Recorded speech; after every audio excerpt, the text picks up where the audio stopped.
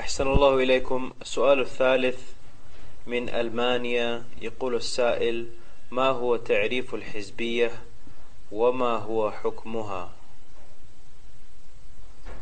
سؤالك يا بني من ألمانيا يتألف من شقين. الأول في معنى الحزبية، وأقول أحسنت إذ سألت هذا السؤال، فإن كثيرا من الناس يمقت الحزبية ولا يعلم معناها، وقد يقع فيها وهو لا يدري. فالحزبية هي الانحياز إلى شخص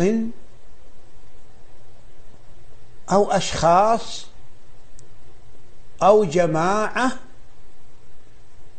غير جماعة أهل السنة والجماعة، وهي السلفية. وقد ينحاز إلى عدة جماعات، فتجده ينحاز على سبيل المثال إلى جماعة التبليغ، وجماعة الإخوان، وجماعة الجهاد، وغيرها من الجماعات الدعوية الحديثة التي كلها ضالة مضلة.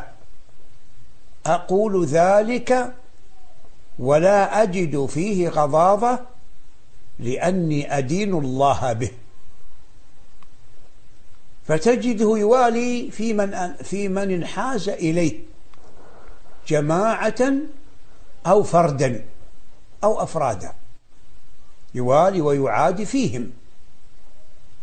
وإلى هذا أشار شيخ الإسلام ابن تيمية رحمه الله بقوله: ومن نصب للناس رجلا يوالي ويعادي فيه فهو من الذين فرقوا دينهم وكانوا شيعا. بهذا التقرير المفصل إن شاء الله تعالى أظنك أدركت معنى الحزبية، فهي مأخوذة من التحزب. أما الشق الثاني وهو سؤالك عن حكمها، هي بدعة وضلال.